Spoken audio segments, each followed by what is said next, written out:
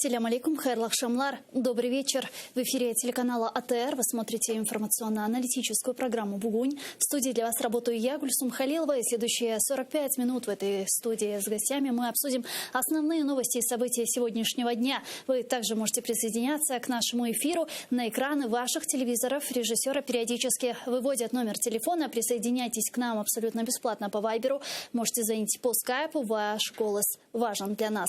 Не забывайте подписываться на наш YouTube-канал. Там мы вещаем как в онлайн-режиме, так и выкладываем самые интересные фрагменты из наших эфиров и выкладываем практически все наши программы в записи. Я рада представить гостя нашей студии. Андрей Вегеринский, политолог, политичный аналитик. Пане Андрей, витаем вас. Селям алейкум. Добрый вечер, Гульсум. Рад вас видеть. Взаимно. Очно причем. Не через... Взаимно. Это взаимно. И я предлагаю нашу беседу начать со следующего информационного сообщения. Европейский суд по правам человека отклонил запрос правительства России о применении временных мер в рамках межгосударственной жалобы России против Украины. Об этом сообщил уполномоченный правительства по делам ЄСПЧ и заместитель министра юстиции Иван Лещина. Вот его цитат. Вони, зокрема, просили, щоб суд зобов'язав Україну припинити дискримінацію російськомовного населення, невідкладно зупинити дію норм законодавства, тобто щодо мови освіти, тобто скасувати ухвалене освітнє законодавство, а також хотіли відновлення мовлення російських медіа і доступу до заблокованих сайтів. Цікаво, що частину своєї заяви до ЄСПЛ про правило 39 росіяни подали англійською, але решту своєї скарги проти України надіслали до Страсбурга російською мовою. А давайте сейчас послушаем, какие именно претензии предъявляет Россия Украине в своем иске. Ответственность властей Украины за гибель мирного населения, незаконное лишение свободы, жестокое обращение с людьми, в том числе имевшее место на площади Независимости в городе Киеве, Майдане и в Доме профсоюза в городе Одессе в 2014 году, а также в Донбассе в ходе проведения так называемой антитеррористической операции. Политика дискриминации русскоговорящего населения, вытеснение использования русского языка из общественной сферы, прежде всего из сферы среднего и высшего образования и системы обслуживания потребителей, гибель людей, причинение вреда здоровью и уничтожение имущества в результате обстрелов вооруженными силами Украины сопредельной территории Российской Федерации, лишение жителей отдельных территорий Юго-Востока Украины возможности участия в выборах в центральные органы власти, блокирование Северокрымского канала как основного источника пресной воды для жителей Крымского полуострова, крушение самолета авиакомпании «Малазийские авиалинии», выполнявшего рейс MH17 17 июля 2014 года вследствие незакрытия властями Украины воздушного пространства над зоной боевых действий и гибель 298 человек, всех пассажиров и членов экипажа. Пане Андрею, в 2020 году Россия на своей территории провела плебисцит, и тем самым законодательство Российской Федерации поставило в приоритет над международным правом. И, в принципе, мы видим, как Россия не признает никакие решения Европейского суда по правам человека. И не только. И тут возникает, естественно, логический вопрос. Зачем они вдруг решили подать иск в ЕСПЧ? Вы знаете, точно они не ожидали положительного решения, потому что это исключено априори. В принципе, для граждан Российской Федерации знак хорош. Если государство обращается в такую институцию, значит, оно ее признает. Значит, у них есть шансы, в случае, если они получат решение как физлица в свою пользу, апеллировать к государству, это решение исполнить. Я думаю, что утешения им от этого мало, но, тем не менее, легкое утешение есть. По поводу того, зачем? Кроме как создать информационный повод, в котором саккумулировать абсолютно разные вопросы, в том числе и те, которые важны с точки зрения тактики для Российской Федерации, в части, допустим, вопросов, которые касаются выборов. Вопрос выборов, они невозможности участия части граждан Украины в проведении выборов на территории Украины. Они его поднимают не просто так, они понимают, что в какой-то степени они актуализируют вопрос имплементации минских договоренностей. Потому что так или иначе сейчас на поверхности условно новая большая сделка, которая осуществляется между Францией, между Германией, Соединенными Штатами и Российской Федерацией. И Германия уже понемногу начинает давить на Украину в контексте том, что все-таки вам нужно имплементировать формулу Штайнмайера. А формула Штайнмайера, она так или иначе предусматривает такую институцию, ну, вернее, такой инструмент демократии, который называется выборы. Ну и, соответственно, Российская Федерация, опять же, таки поднимает вопрос гуманитарный, да, вопрос политических прав граждан, которые находятся за пределами линии соприкосновения, что, мол, они же лишены права. Но в то же время это же, знаете, такое правда с двойным дном в случае Российской Федерации. Да, они лишены возможности голосовать, но первая причина заключается в том, что ваши вооруженные формирования находятся на территории другой страны, которая является Украиной. По большому счету, хотя вы этого не признаете, но международная общественность, она осознает этот факт. И то, что эти граждане не принимают участие в выборах на территории Украины и не имеют своего представительства в парламенте, не является причиной односторонних действий власти Украины. Просто другая ситуация, если, допустим, сейчас в Винницкой области взяли бы и лишили бы часть граждан прав на участие в выборах, да, без каких-то вооруженных конфликтов на территории Винницкой области. Тогда мы могли бы говорить о том, что власть в Украине нарушает права. Но когда мы говорим о том, что у нас имеет место вооруженная агрессия иностранного государства, то так или иначе любые ограничения прав свобод граждан, они возникают в силу именно обстоятельств, которые называются военное положение и защита национальной безопасности. Но с точки зрения рацио, пытаться анализировать отдельные пункты, которые освещают Российская Федерация в своих требованиях, это лишено смысла. Нужно понимать символическое значение, раз. Второе, символическое значение для внутренней аудитории. Это крайне важно, потому что так или иначе элемент пропаганды в любой стране, который в первую очередь авторитарная Российская Федерация, является продемонстрировать, что у нас на самом деле не так плохо, есть хуже. Хуже – это тот внешнеполитический выбор, который сделала Украина и который привел к. И дальше идет, они точно о Крыме рассказывать не будут. Они будут говорить о том, что в контексте Крыма они будут говорить только исключительно о том, что вот эти власть в Киеве, она перекрыла Крымский канал, и вода не поступает, как же они относятся к своим бывшим гражданам или с точки зрения гуманитарного права. Это связано с выборами в Госдуму? Конечно. Любые действия, которые предпринимаются сегодня российской властью, они, если системно их анализировать, примерно с декабря месяца. Кстати, на YouTube-канале, на который я вам рекомендовал подписаться перед нашим эфиром, да, на Легисты, мы выпустили, проанализировал я законодательство, которое касалось мониторинга социальных сетей в Российской Федерации. Оно было принято в декабре прошлого года и начало действовать с февраля текущего года. И там так спокойно уже 8 админ-протоколов составлено на Facebook. И сумма штрафов, которая возлагается на социальную сеть, в пределах примерно $300 миллионов. Такая скромненькая цифра. За что?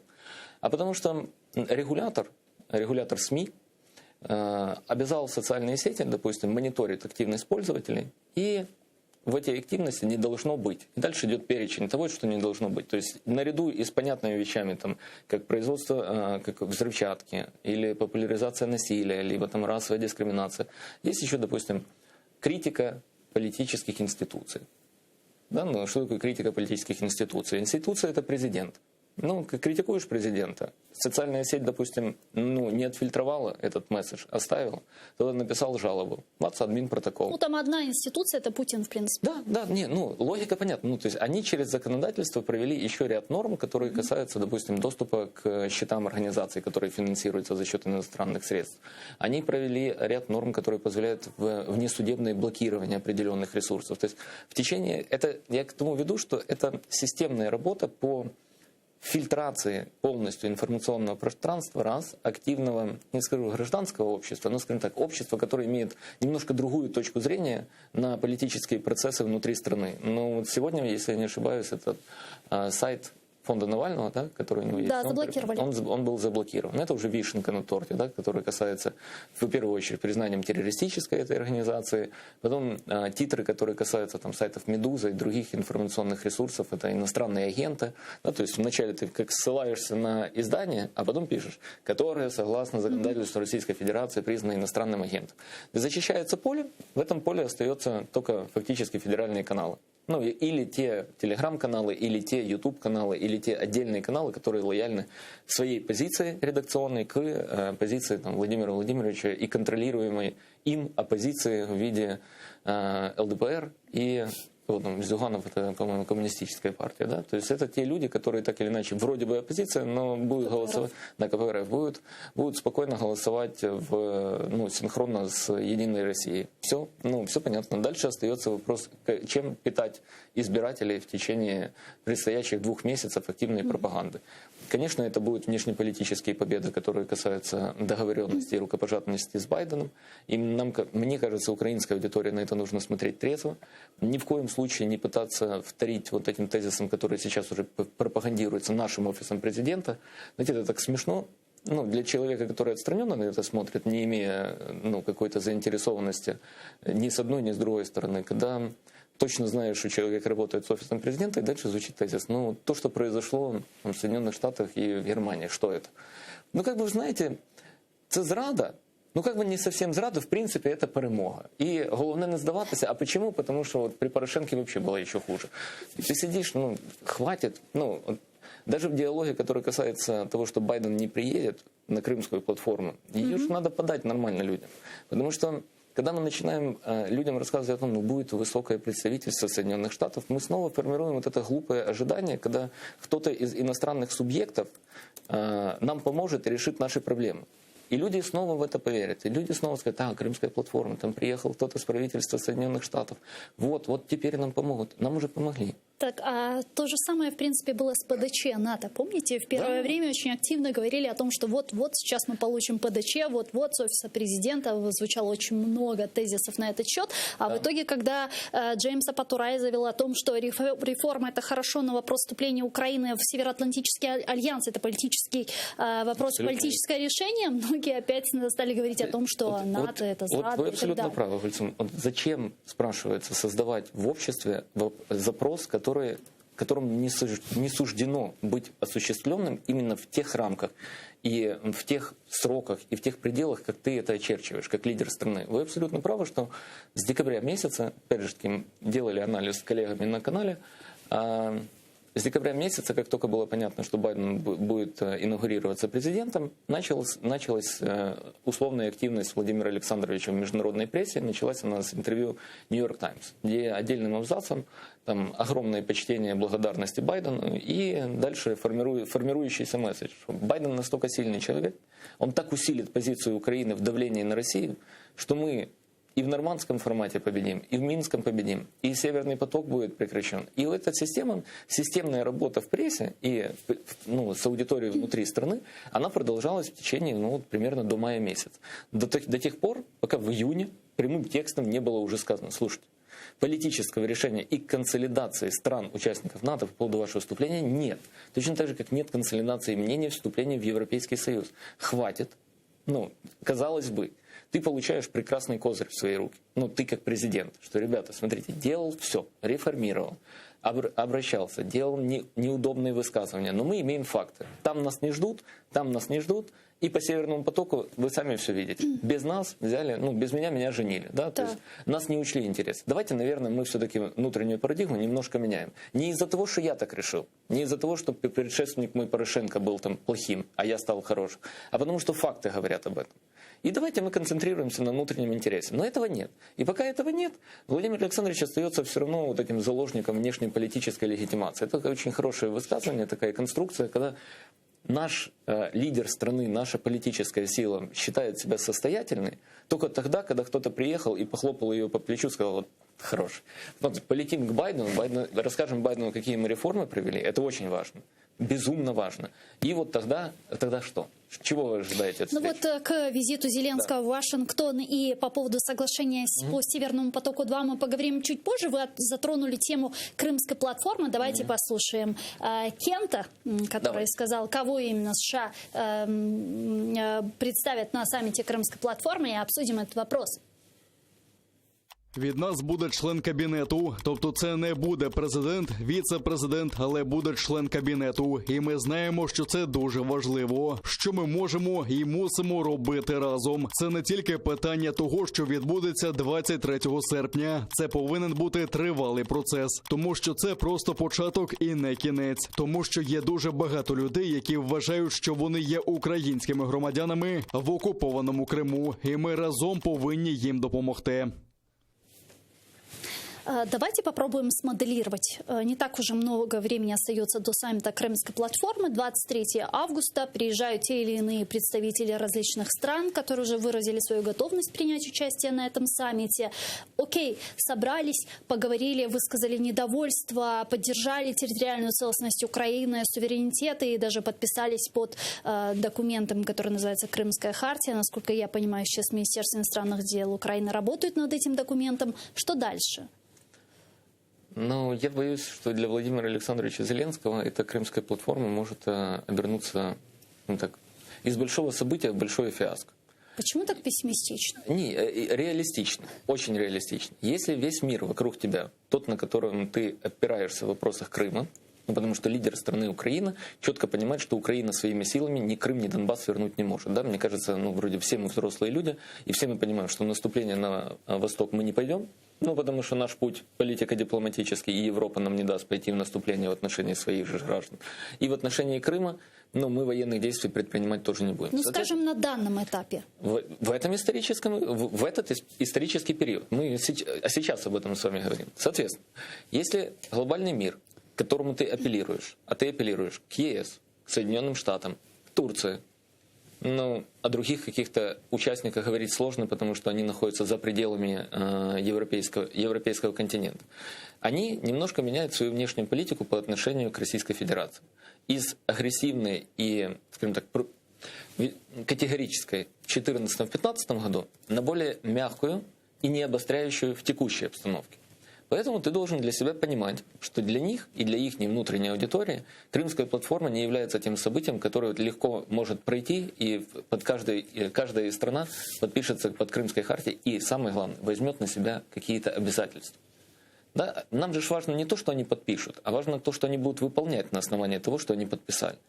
Да? Потому что это будет зависеть от того, что будет в этом документе. Соответственно, в этом документе либо не будет никаких обязательств для того, чтобы не ставить неудобное положение ту же Германию, ту же Францию, те же Соединенные Штаты, решительных действий.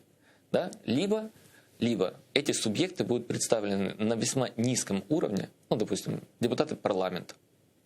Франция будет на уровне Министерства иностранных дел. Министерство иностранных дел это все-таки, весомо. Но министерство это не министр, может быть замминистра, а может быть член министерства. Нет, буквально несколько недель назад стало понятно и стало известно, что будет министр иностранных дел Франции. Осталось тогда еще уговорить Макрона. И с пониманием того, что в следующем году будут выборы во Франции, а Франция все-таки президентская республика, что новый президент будет выполнять обязательства, если таковы будут, в Крымской хартии. Я к чему веду это все? Если по результатам самого съезда крымского не будет события, которое связано с тем, что все страны, участницы, каким-то удивительным образом начнут давить на страну-оккупанта, то мы воспримем это как очередной круглый стол или площадка для пиара Владимира Александровича. Это не значит, что ее не надо делать. Это не значит, что она не будет выглядеть красиво. Это не значит, что не вкинут деньги для того, чтобы ее популяризировать в мире. Знаете, это как история, скажем так, с картой Украины во время Олимпиады, где не было Крыма. И говорят, скандал, зрада. Но можно на это посмотреть так, а можно посмотреть немножко по-другому. И тут я Карасева процитирую, у него хорошая мысль, что если вот этого скандала не было, мы бы очередной раз не подняли в информационной повестке, внутренней, внешней, в Японии, вопрос того, что на секундочку Крым это проблемная ситуация для Украины, вы не правы, и как минимум актуализировали этот вопрос в Азии, где я думаю, что Крым, наверное, о том, где находится Крым, люди немножко не владеют информацией, хотя у них есть ситуация с Курилами, но параллели они вряд ли проводят. Поэтому с точки зрения медиа, наверное, важно. С точки зрения рацио и с точки зрения возможностей Крымской платформы в той геополитической ситуации, в которой мы находимся, я боюсь, что результат, который пытается привить Владимир Александрович нашему обществу, хотя он, кстати, его четко не проартикулировал. Да, мы же не знаем, ради чего четко, конкретно, понятно собирается Крымская платформа. Чего мы хотим достичь? Пане Андрію, давайте підключимо к нашему эфиру Ирину Фриц, народного депутата Украины, фракция «Европейская солидарность». Она с нами на прямой связи по телефону. Пані Ирина, вітаємо вас. Салям алейкум. Добрый вечер. Добрый вечер. Пані Ирина, вот какой результат инаугурационного саммита Крымской платформы вы будете считать наиболее успешным? Я думаю, що найкращим результатом першого саміта «Кримська платформа» буде введення додаткових санкцій проти Російської Федерації за окупацію Криму. Мені б дуже хотілося, як кримчанці, щоб саміт «Кримська платформа» не став такою собі, знаєте, бутафорною фішкою, яку можуть використовувати провладні сили і яка не буде мати жодних змістів та жодних механізмів впливу на Російську Федерацію за всі ті утиски та порушення прав і свобод громадян, які сьогодні відбуваються на півострові. А какие санкции может предложить, по крайней мере, Украина? Ведь, насколько я понимаю, если такой саммит собирает Украина, организовывает ее Украина, то наверняка какую-то дорожную карту деоккупации Крыма должна представить, собственно, и Украина. Вот что это может быть? Ви абсолютно праві. Я думаю, що Україна має запропонувати своє бачення і стратегію повернення Криму з одного боку. З іншого боку, я впевнена, що якщо ми говоримо про санкції, то в даному випадку це можливість пана Зеленського за рахунок цього саміту відновити дієвість так званої міжнародної коаліції на підтримку України у протидії агресії з боку Російської Федерації. Якщо він не матиме чітких позицій стосовно подальших дій безпосередньо України, то і міжнародні наші партнери так само будуть займати нейтральну, скоріш, позицію, щоб не дратувати Російську Федерацію, а безпосередньо саме Путіна. І це буде перетворюватися, як я кажу, на бутафорію, а не дієвий механізм тиску на окупанта. Пани Ирина, сегодня ваш коллега по фракции Алексей Гончаренко сообщил о том, что на 23 августа планируется созвать неочередное заседание по теме Крымской платформы. Так ли это действительно и что там планируют рассматривать? Так, ця інформація існує. Там буде ухвалюватись звернення від Верховної Ради до парламентів демократичних країн світу щодо необхідності зміцнення наших позицій по відношенню до агресора, до Російської Федерації. Це звичайний механізм парламентської дипломатії, який можна використовувати для того, щоб тримати питання Криму, а головне питання того, в який спосіб окупант порушує всі міжнародні закони на півострові, і давати можливість зворотної дії Російської Федерації, яка намагається усілякими способами зробити так, щоб питання Криму вийшло на другий план.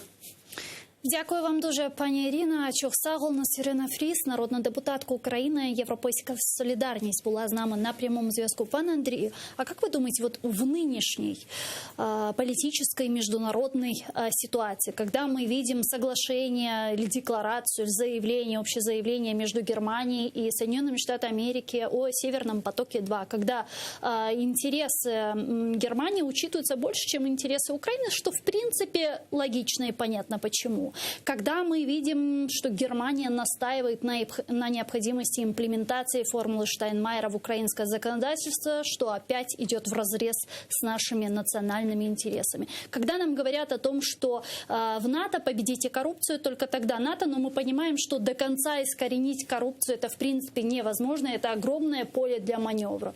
Вот в такой ситуации, в такой международной конъюнктуре можно ли говорить о том, что Запад готов вводить более жесткие, более радикальные санкции в отношении России? Нет, Запад не готов вводить более жесткие, более радикальные санкции в отношении России. Это раз, а очень важное уточнение именно с привязкой к вопросу Крыма. Потому что сам я советую для тех, кто уделит, допустим, времени достаточно для того, чтобы прочесть 60 страниц формата А4, просмотреть отчет Института будущего, в котором анализируется по срезу санкции, которые вводились в отношении Российской Федерации Соединенными Штатами. И самые жесткие санкции вводились с привязкой отнюдь не к аннексии Крыма и отнюдь не с привязкой к Луганско-Донецкому, к военной агрессии на Луганской и Донецкой области. Вмешательство в выборы. Да. MH17 – это были самые жесткие санкции, которые вводились в отношении Российской Федерации. Плюс мы, говоря о слове «санкции», забываем о прекрасном инструменте, который существует в Соединенных Штатах и называется индивидуальное исключение из правил. То есть сначала они вводятся, а через 3 дня, допустим, в отношении предприятий Дерипаски вводятся исключения из санкций. И в один день вы говорите, что мы «Русал» положили, да? А в другой день, через 2 дня буквально, получается, что «Русал» работает спокойно себе дальше. Ну, это без привязки к Украине, это просто пример того, что слово «санкции», оно настолько широкое, особенно в правовой системе Соединенных Штатов, да, когда даже Конгресс, принимая решение о санкциях, это не обязательно значит, что они будут введены, нужен указ президента. И точно так же указ президента может быть или разрешение президента, или Министерства торговли, или казначейства об их приостановлении. Более того, поймите, в вопросе, который касается подписанного документа между Германией и Соединенных Штатов, это был не вопрос Украины или Германии. Это был вопрос шага навстречу Германии со стороны Соединенных Штатов после политики Трампа. Почему? Германии фактически отдали на откупление быть арбитром в поведении Российской Федерации. Она определяет, использует Российская Федерация энергетический ресурс в качестве оружия или нет. Она определяет ее регулятор. Хотя она тоже взяла на себя обязательство, да, что регулятор будет признавать действие 3-го энергопакета по отношению к Северному потоку-2. Что это значит? Что он, имея номинальную мощность 55 миллиардов кубических метров, будет работать с «Газпромом» на мощностях «Газпрома» только в половину, то есть по одной нитке. Одна нитка будет не заполнена. Но Германия берет на себя обязательства и политические, которые касаются нормандского формата. То есть фактически Германия является ближайшим другом Соединенных Штатов в Европе и стратегическим партнером, не Великобритания, как было раньше. В тот период, когда Трамп и Джонсон, они друг друга видели и понимали, и Трамп поддерживал Брексит. То есть Германия, ну, скажем так, концентрирует в себе интересы Соединенных Штатов, она является партнером, и Германия, соответственно, и ее мнение, оно так или иначе, как партнерское, имеет для Штатов значение. И если Германия говорит, допустим, в вопросах, которые касаются Российской Федерации и энергетической безопасности, что для нас этот газопровод важен, то дипломатическим путем Соединенные Штаты говорят, раз он для вас важен, то мы, как ваши партнеры, не будем на вас давить, так как делал это Трамп. Так если Джозефу Байдену было важно не подвергать такому тест-драйву отношения с Германией, в особенности после Дональда Трампа, почему изначально тогда риторика относительно Северного потока-2 очень сильно отличалась от той, которую мы видим сейчас? Ну, выборы надо было выиграть. Смотрите, если бы наше так подождите, после выборов Джозеф Байден после выборов категорически к Северному потоку-2. Потому что мы идеалисты, мы верим в идеалы, мы за 7 лет были воспитаны на истории о том, что такое Запад. Запад — это ценности. А в этих ценностях нет места прагматизму. Ну, то есть все люди-романтики на Западе, да, они за свободу, за равенство, за защиту и так далее и тому подобное. Ну, подождите, в отношении Германии мы никаких иллюзий не питали. Мы изначально понимали, что Северный поток-2 для Германии это священная корова. Значит, но для США. Но мы не научились на опыте 2014 года, который касается как раз Крыма, и в котором носом тыкал нашего президента господин Трамп на пресс-конференции общей. Он ему сказал, подождите, вы Крым при какой администрации потеряли? Это было при администрации Обамы. А кто был в администрации Обамы вице-президентом? Байден. Что с Байденом не было связано много других историй коммерческого или коррупционного характера с Украиной? Да, они не доведены до конца, да, нет приговоров. И их и не будет, что самое главное. Но общество прекрасно понимает, что в буризме Хантер Байден появился отнюдь не от того, что он прекрасный писатель картин, либо что он разбирается великолепно в вопросах энергетики.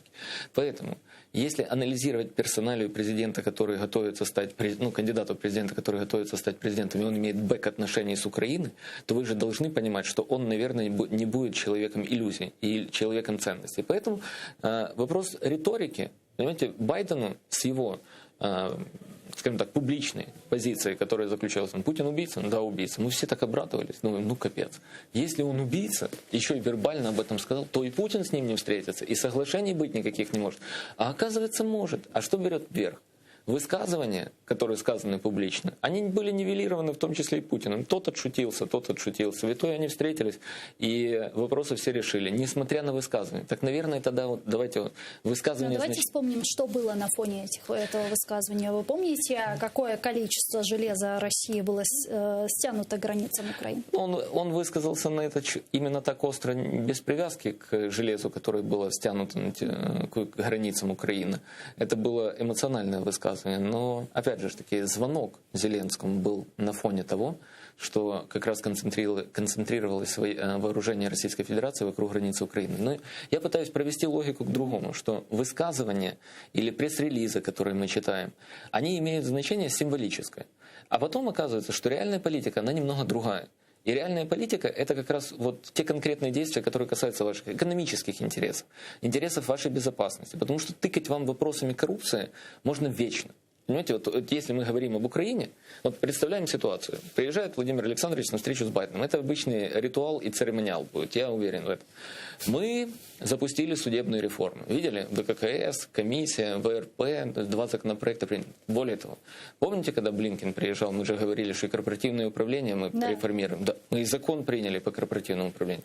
А помните, мы же еще говорили, что с олигархами должны бороться. Мы и с олигархами боремся. Я вот в первом чтении законопроект этот проголосовал. Да, отчитывается. Потом идет господин Байден, начинает ему говорить, ну или потом посол, которого привезут в Украину, начинает ему говорить, ну слушайте, вы боретесь с олигархами, да. Но вот на страницах «Зеркала недели» выходит статья, в которой пишут о том, что господин Коломойский пытается отсудить. Это буквально статья, чтобы вы понимали, в пятницу она вышла. Да, я читал. Да, вот, в которой он пытается отсудить здание Приватбанка в Днепре, торговый центр отсудить, да. Это ж рейдерство, коррупция или спорный судебный процесс. В условиях Украины это будет вопрос А. Судебные реформы, Б. Рейдерство с помощью суда. Потом вы говорите, зеленая энергетика, приходите к нам инвесторы. Днепропетровская область, родина нашего президента. Пример, который касается не просто компании, а компании канадские. А Канада ж нам друг. ТИУ Канадиан, по-моему, да, это инвестор в зеленую энергетику, который в Никополе, причем расположен. И что вы думаете? Предприятие Никопольской ферросплавной, к которому подсоединена эта энергетическая компания, выключает трансформаторную подстанцию, и она не может то электричество, которое генерирует, сдавать в единую энергетическую систему. Кому принадлежит предприятие? Коломойскому. Я даже не беру этих сватов несчастных, которые, это сенсация на других каналах, но которые происходят сейчас, и которые говорят, подождите, у вас вроде нельзя, а вроде бы можно. И можно кому? Можно отдельному каналу. Так у вас, получается, коррупция не преодолена никоим образом, Владимир Александрович. Потом вы говорите о защите бизнеса. А в защите бизнеса, опять же таки, смотрите в тот же Днепропетровск, с которого вы родом. И там у вас будет господин Корбан, который пытается, спокойный, нормальный бизнес, который известен как бренд, коммерческий, который не основывается на государственной собственности. Да? Бизнес, который касается цитруса, захватить. Каким путем? Теми же схемами, которыми он работал и стал известен в Днепропетровской области.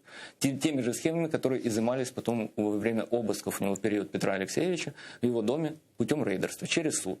Нормально этот бизнес-климат? У вас инвестиции убегают со страны благодаря вот таким вот вещам. У вас первый квартал этого года минус 300 миллионов, прошлый год минус 800 миллионов. Владимир Александрович, с какой вы коррупцией боретесь? Какое вам НАТО? Какой вам ЕС? О чем вы говорите? Хорошо, давайте так. Если мы доведем до идеала судебную реформу СБУ, решим проблемы с коррупцией, нас возьмут в НАТО? Нет. Я почему и привожу этот аргумент, что в любой стране, а в такой огромной стране, как Украина, их может быть миллион, да?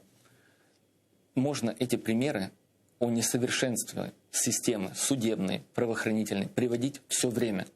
Поэтому и когда Владимиру Александровичу отвечали по поводу НАТО, ему сказали, это политическое решение. Да? То политическое, при котором можно вот так вот взять и закрыть глаза на ситуацию, которая связана с судебной системой, когда вы являетесь ценностью для организации. Вас готовы принять, но является ли Украина на сегодня ценностью для этой организации, которая является НАТО? Я не могу найти аргумент, который сказал бы в пользу. Да, мы являемся проблемой. Эти страны не воюют.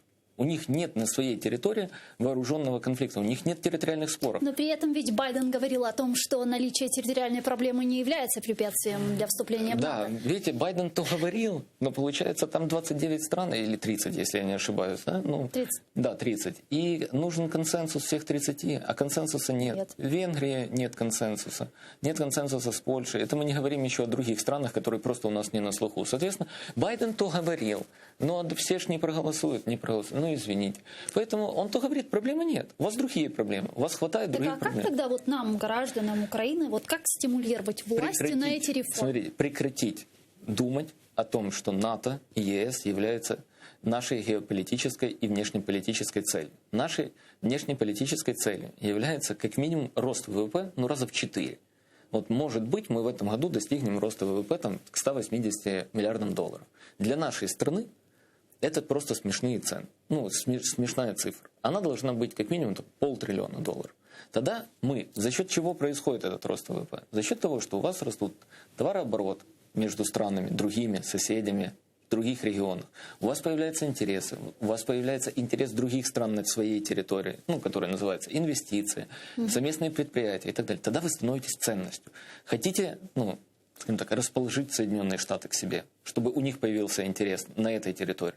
Едете в Соединенные Штаты, берите 20, ну, допустим, разрешение на месторождение, на добычу ископаемых и привозите и говорите: слушайте, у вас тут такие есть компании, ваш ExxonMobil, Shell, ну, хотя Shell это нидерландская, приходите добывать, у вас есть технологии, мы вам разрешение даем. Да, мы хотим быть энергетически независимым государством. В каком смысле? Что у нас внутреннее потребление обеспечивается не граждан, а и предприятий. Обеспечивается полностью нашей внутренней добычей. Мы страна вторая по запасам природных ископаемых энергетического характера в Европейском Союзе. И мы импортер. Это безумие.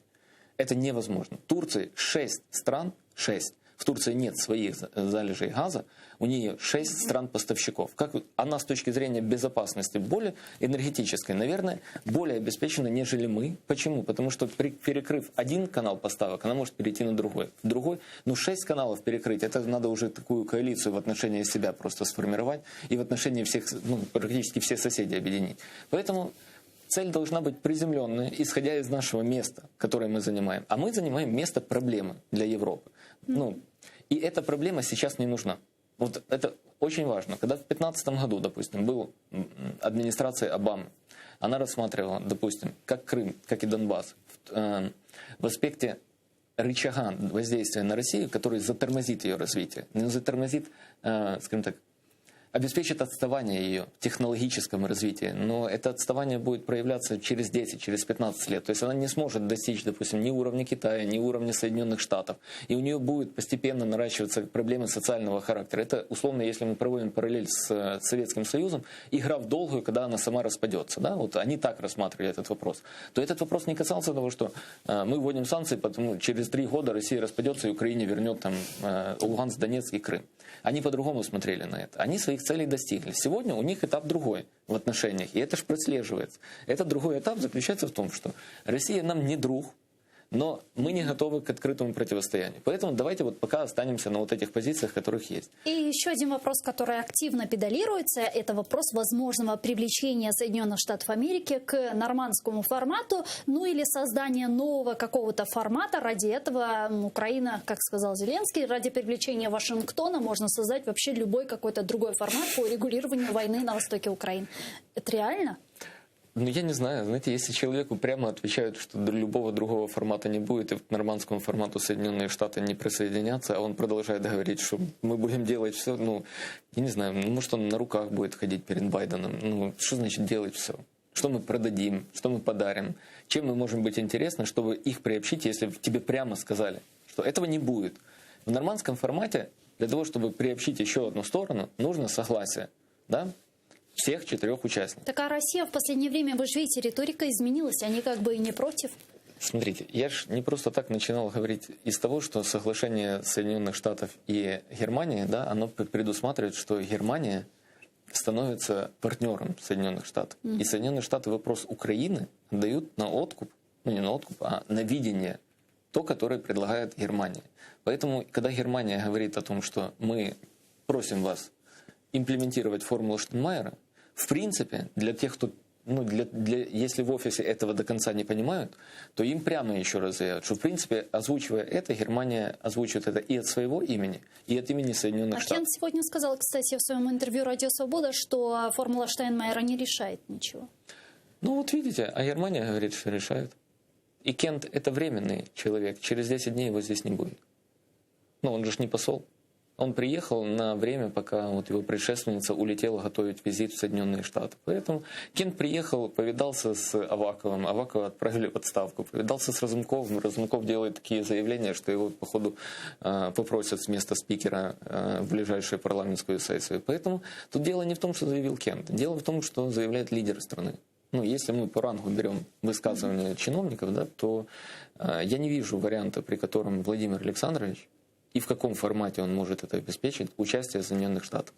Есть Виктория Нуланд, да, которая была раньше представителем Соединенных Штатов по вопросам Украины, да, в коммуникации, допустим, если я не ошибаюсь, с Сурковым, еще до того, как появился Курт Волкер.